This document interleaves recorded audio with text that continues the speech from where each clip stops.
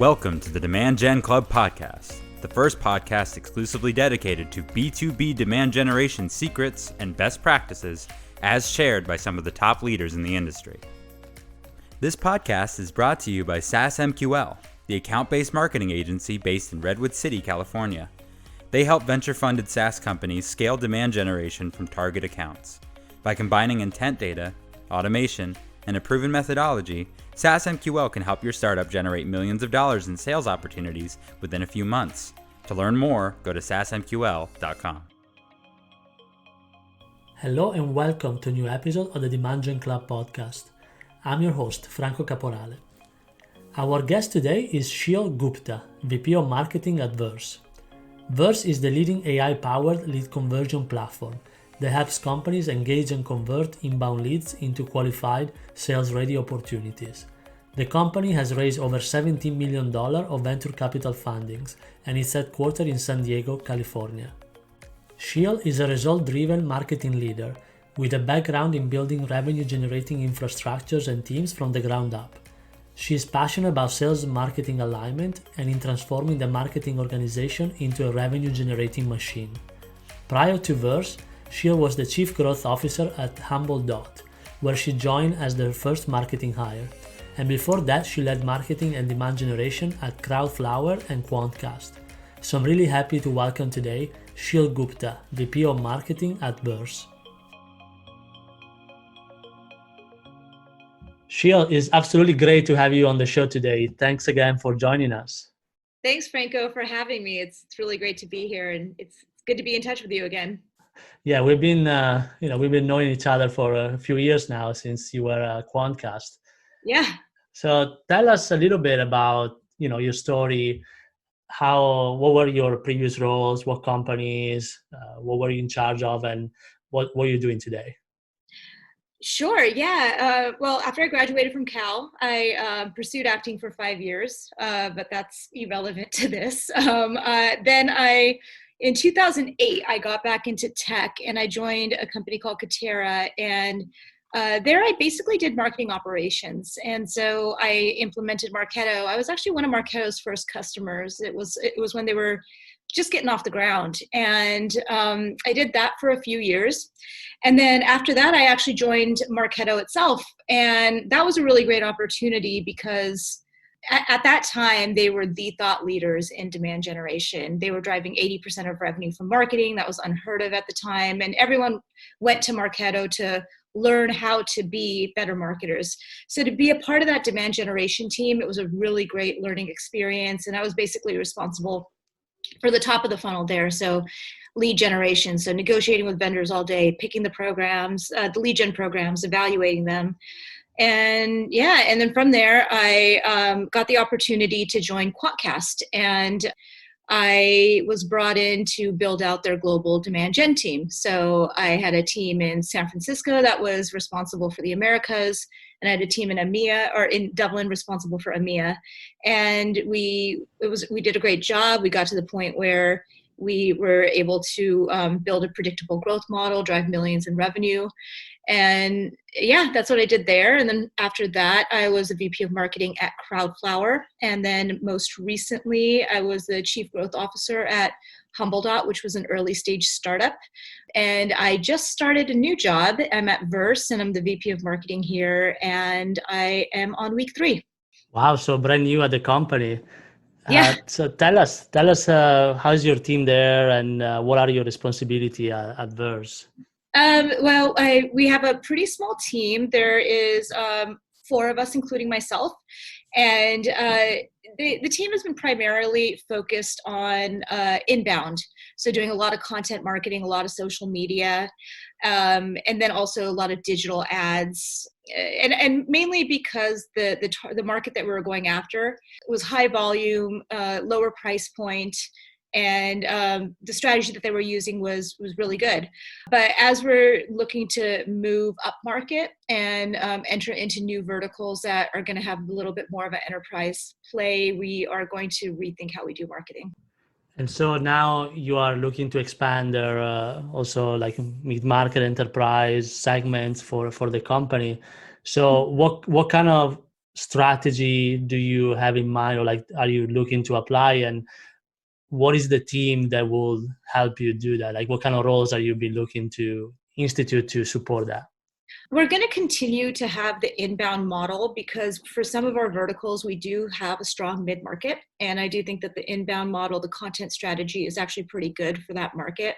But one of the things that we haven't done as a company is ABM.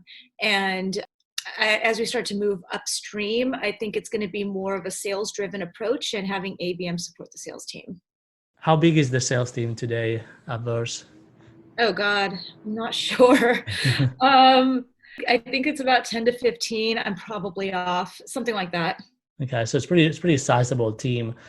And so are they currently set up from an account base, or are they divided by target accounts, or are they looking still in the territories but trying to move into more this ABM approach? How are you gonna sync with them to get your strategy? I think the whole company is actually going through a transition right now. We're entering into, we've been selling to real estate and mortgage companies, and we've had a lot of success there. So we have some AEs that are going to remain focused on that.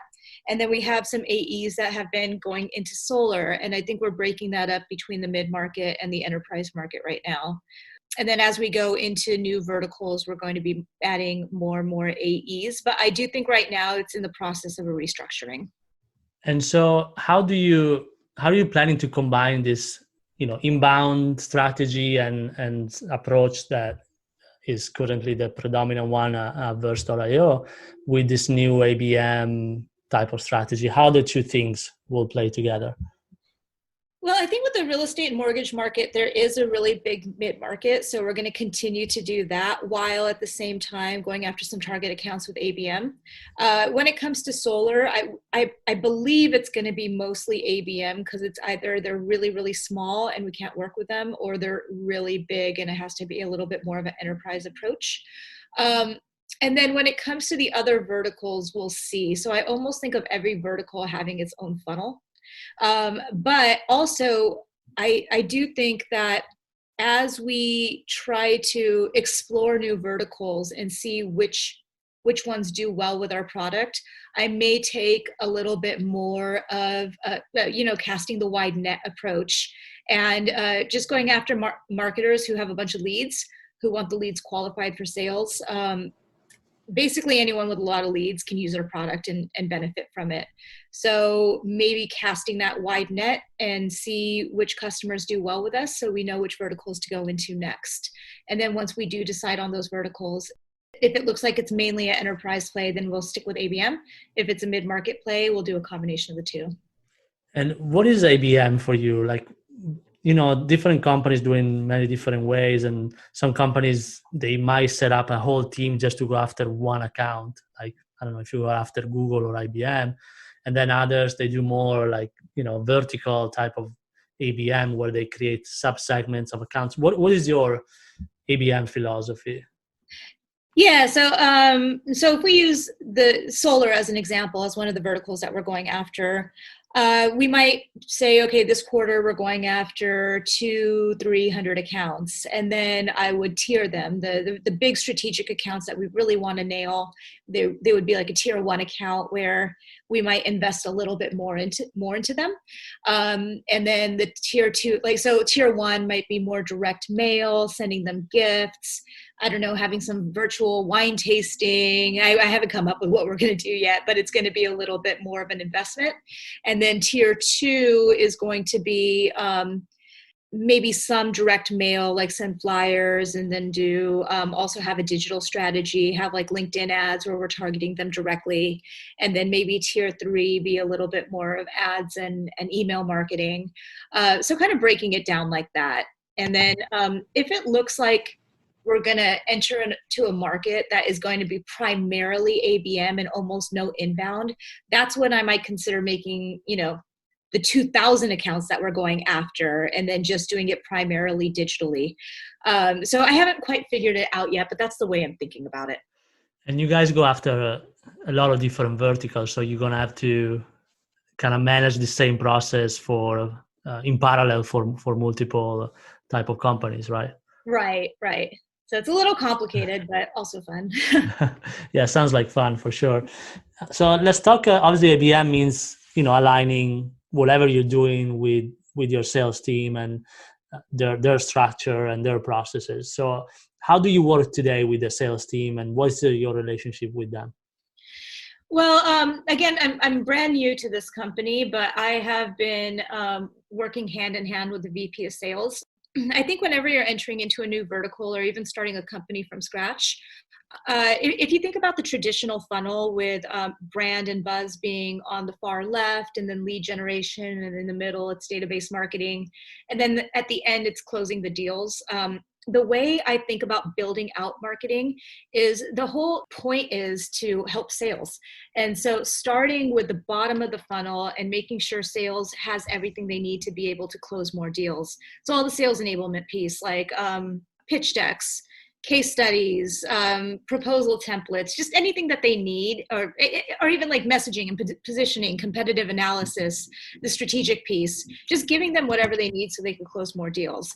Then the second step is making them more efficient. And that is by providing them leads so they could focus on closing more.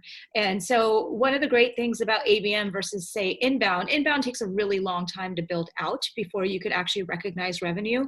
Whereas ABM is something that's pretty quick. You can start running the campaigns and you could start helping them immediately.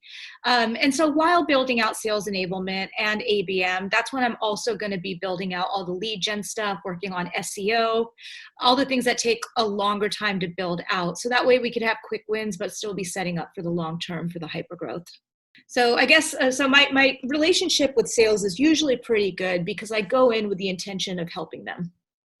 That makes sense. And do you guys share KPIs or goals, or you have your own numbers, and sales obviously has revenue as their own numbers?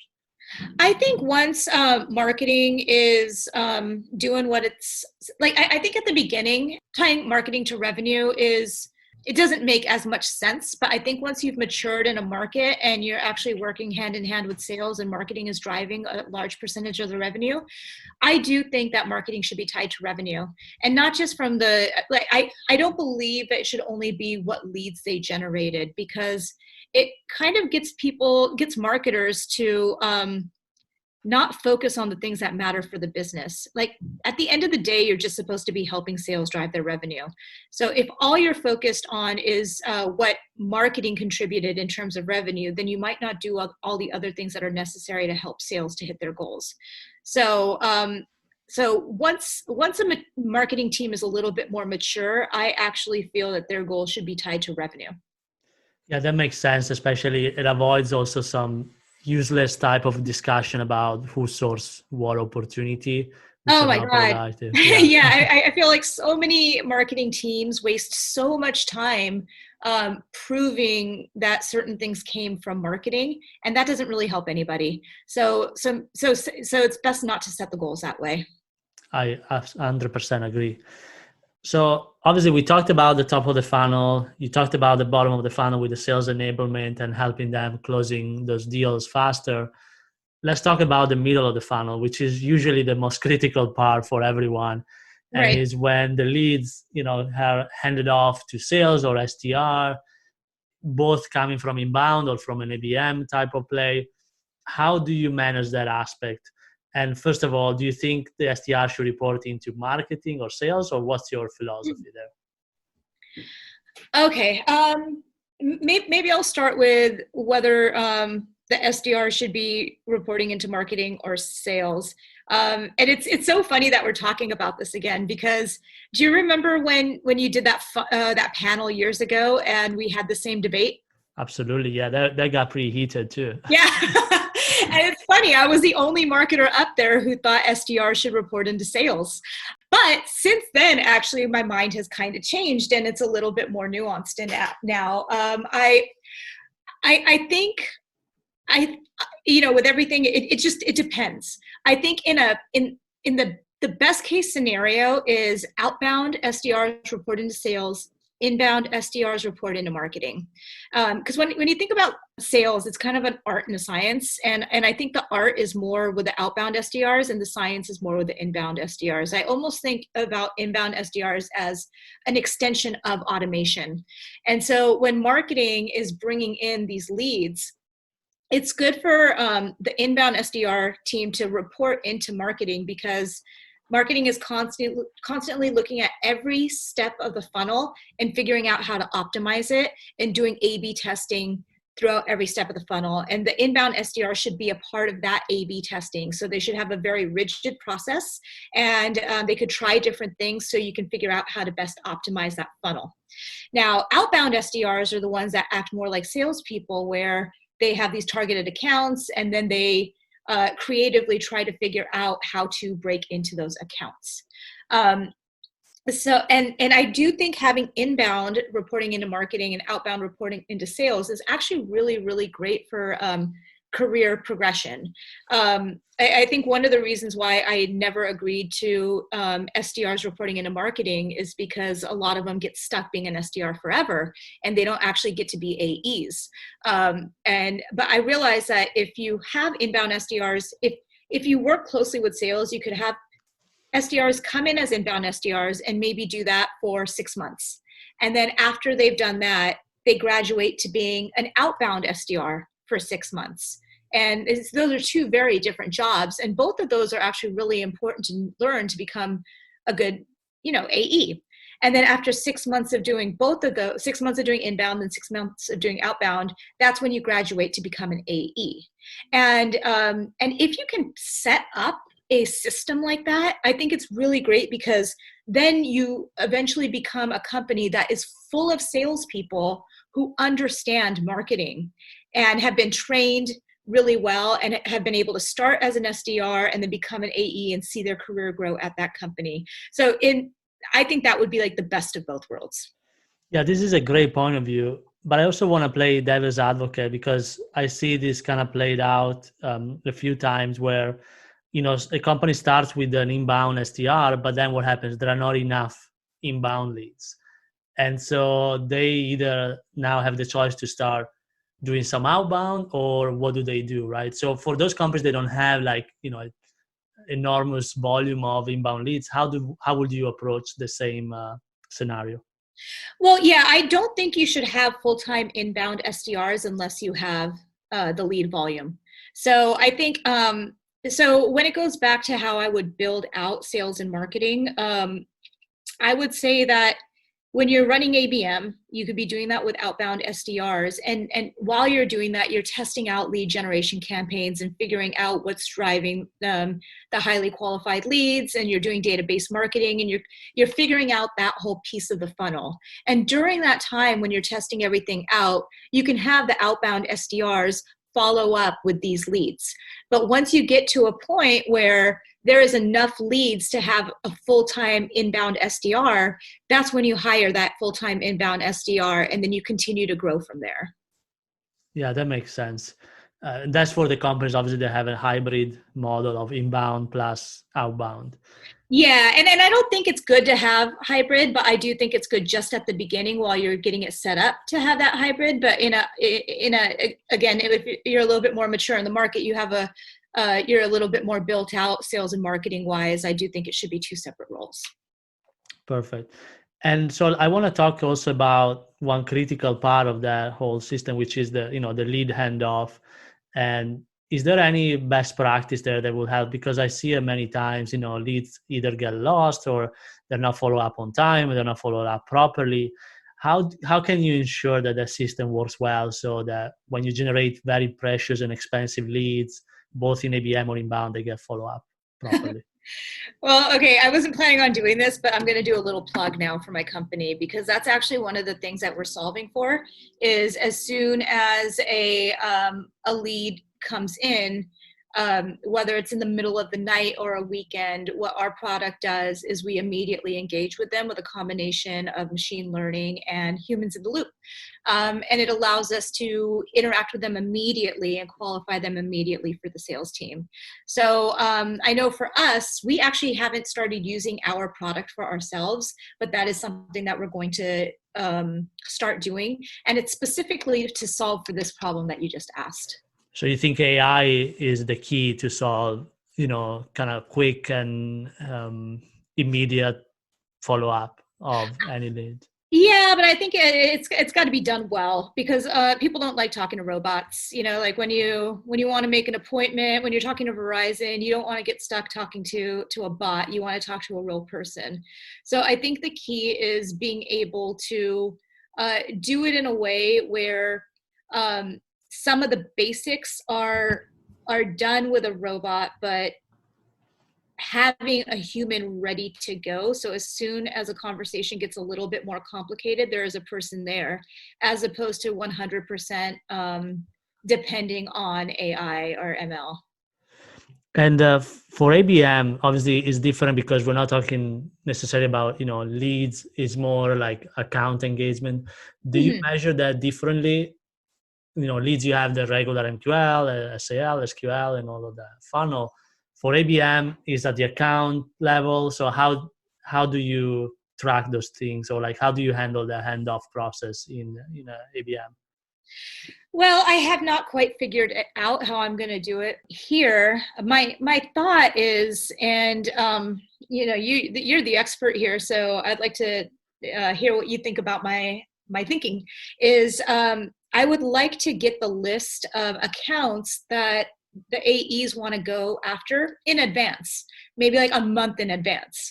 And then what I was planning on doing is getting the leads warmed up. So first off, coming up with a strategy, who we need to be going after, and then start targeting them on LinkedIn, where you could target them based on company and job title, and getting them warmed up, having the direct mail ready to go. And so when the AEs are ready to start selling to them, they're already warmed up through the ads. They have received something in the mail, and that's kind of how sales and marketing can work together to close deals. Now, going back to the whole thing, did marketing really have an effect or not? That's not really something I'm going to worry myself with. I think it's just going to be something where we work together to close these deals. How we measure it, I don't know. I haven't figured that out yet. And whether we should even measure it, I don't know. Yeah, definitely don't want to get too stuck into that, because you want to know what part of your budget is driving results, but not getting stuck into definitely, ego contest between marketing and sales. Definitely right. not. What I do recommend is to get the definition really clear, of what do you define as an account to be engaged or an account to be an opportunity, because for leads it's easier to score, but accounts, you might have a meeting with a director of a large company. Does that mean that account is warm? Not always, right? Right. So getting this definition is definitely what I would recommend, and it's definitely different than the inbound. Yeah. But one last question I would like to ask you is, what is top of mind for you now? You obviously just joined recently this new company. What is keeping you awake? What is top of mind that you need to solve quickly? Well, I think what's keeping me up right now is making sure that we're entering into verticals that will allow for hyper growth and have a big enough market to where we could still be capturing the market 5 years from now. And so I think at this point, it's the high level strategy is something that I'm thinking about a lot. When it comes to the execution, I feel pretty confident that we'll be able to execute on it. And so very, very last question, what's going to be key in 2021 from a B2B marketing perspective and from your perspective? Well, we're thinking about 2021 as a foundational year and 2022 as more of a hyper growth year. So 2021 is figuring out who we're going after, how we can go after them, what works, what doesn't work, getting sales to be 100% dependent on marketing, like whether it be ABM or inbound. Marketing is really helping drive the revenue. And once we get there, that's when when we know we're getting our dollars worth, our marketing dollars worth, that's when we're going to, in 2022, start spending and really grow fast. Awesome. So Sheel, this has been a real pleasure. I really enjoyed the conversation. So thanks again for joining us. Thanks so much. I really appreciate it, Franco.